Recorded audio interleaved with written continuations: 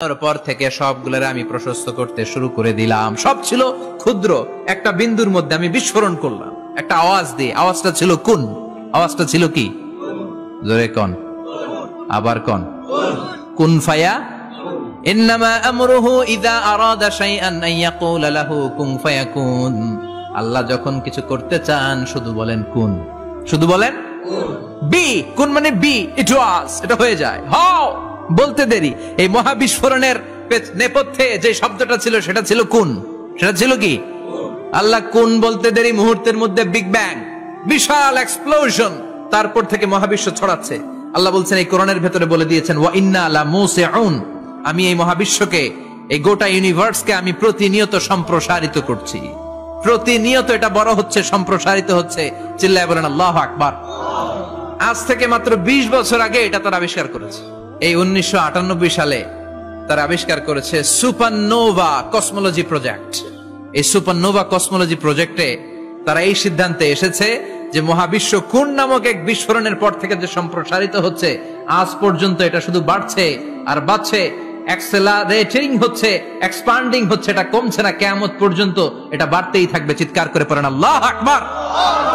এজন্য আল্লাহ বললেন ইয়াসিন ওয়াল কোরআনিল হাকিম, বিজ্ঞানময় প্রজ্ঞাময় কোরআনের শপথ। এই কোরআনের ভেতরে আমি কসমোলজির কথা বলেছি, অ্যাস্ট্রোলজির কথা বলেছি, জিওলজির কথা বলেছি, ফিজিক্সের কথাও বলেছি। সুবহানাল্লাহ। ফিজিক্স মানে কি? পদার্থ। পদার্থের সবচেয়ে বড় উপাদান হচ্ছে লোহা। লোহার কথা কিন্তু কোরআনে নাই। আছে? কই আছে? হ্যাঁ, সূরাতুল হাদিদ, লোহার নামে একটা সূরা দিয়েছে আল্লাহ কোরআনে।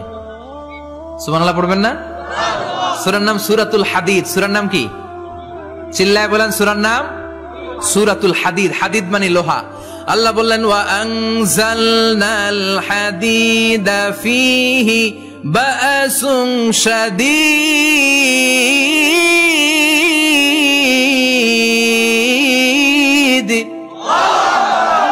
ওয়া আনজালনাল হাদিদ ফীহি বা'সুন শাদীদ, আমি লোহা নাজিল করলাম আর লোহার ভেতরে আমি ভয়ঙ্কর শক্তি ঢুকাইয়া দিলাম। সুবহানাল্লাহ।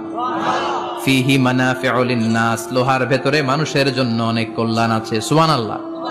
লোহা ছাড়া পৃথিবীতে কিছু হয়? আংটি বানাতে লোহার দরকার আছে না নাই? ঘড়ি বানাতে, গাড়ি বানাতে, বাড়ি বানাতে, মোবাইল বানাতে, হেলিকপ্টার, প্লেন, রকেট, মাইকের স্ট্যান্ড। সুবহানাল্লাহ কোন?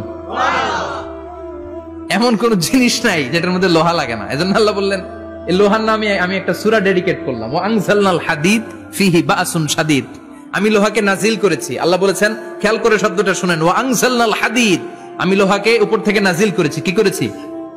কথা বলেন। তার মানে লোহা পৃথিবীতে ছিল না, নাজিল করছে কে? লোহা পৃথিবীতে ছিল? পৃথিবীতে ছিল। পৃথিবীতে থাকলে নাজিল করবেন কেন? এই যে কোরআনটা পৃথিবীতে আগে ছিল, নাজিল করছে কে? কোন ফেরেশতাকে দিয়ে? সাইয়েদনা জিবরাইল। কোন নবীর উপর? বিশ্বনবী মুহাম্মদুর রাসূলুল্লাহ। আল্লাহু আকবার। তার মানে ওহি পৃথিবীতে ছিল না, আল্লাহ উপর থেকে নাজিল করেছেন। নুজুল মানে উপর থেকে নিচের দিকে আসা। এই নুজুল শব্দ ব্যবহার করে আল্লাহ বললেন ওয়া আনজালনাল হাদিদ, লোহাকে আমি নাজিল করেছি। তার মানে লোহা পৃথিবীর উপাদান নয়, লোহা এসেছে উপর থেকে। কোন সুবহানাল্লাহ। বিজ্ঞানীরা, পদার্থবিদ যারা গবেষণা করে এটাই পেয়েছেন, লোহা আসলে পৃথিবীর না। লোহা পৃথিবীতে উৎপাদন করা হয় নাই। লোহার যে মলিকিউল, অণু আছে, লোহার একটা অণু তৈরি করার মতো ক্ষমতা পৃথিবীর নাই। ইভেন এই সৌরজগতের কোনো কিছু নাই। সূর্যের তাপেও লোহা তৈরি হতে পারে। লোহার ছোট্ট একটা অণু তৈরি করতে কমপক্ষে 1 কোটি ডিগ্রি সেলসিয়াস তাপের প্রয়োজন হয়। তার মানে এটা পৃথিবীর কোনো উপাদান নয়, এটা আনজালনাল হাদিদ। আল্লাহ বলেন মহাবিস্ফোরণের কারণে গলিত অন্য কোন তারার ভেতর থেকে লোহার উপাদান আমি পৃথিবীর ভিতরে এনে ঢুকিয়ে দিয়েছি। তার মানে পদার্থের কথা কোরআনে আছে না নাই? সুবহানাল্লাহ কইবেন না? এরপরে বায়োলজির কথা আছে না নাই? বায়োলজিক্যাল অ্যাসপেক্ট অফ মাউন্টেন্স, কেমন করে পাহাড়ি রেঞ্জ তৈরি হলো, আছে না নাই? ওয়াজআলনাল জিবালা আওতাদা, পাহাড়কে আমি পেরেক মেরে দিয়েছি। ওমিয়া কাঠের ভেতরে যখন পেরেক মারেন, পেরেকের বেশিরভাগ অংশ কাঠের ভেতরে ঢুকে যায়, উপরে দেখা যায় সামান্য, ঠিক কিনা? তো লোহা যদি আল্লাহ পেরেক মারেন, উপরে যা দেখা যায় এটা সামান্য, আসল পাহাড় তো মাটির নিচে। সুবহানাল্লাহ কইবেন না? আসল পাহাড় কোথায়? পেরেক যদি কাঠের মধ্যে ঢুকিয়ে দেন, পুরো পেরেকটা কাঠে ঢুকে যায় না? উপরে দেখা যায় কদ্দুর, সামান্য। পাহাড়ের যা আপনি দেখেন এটা তো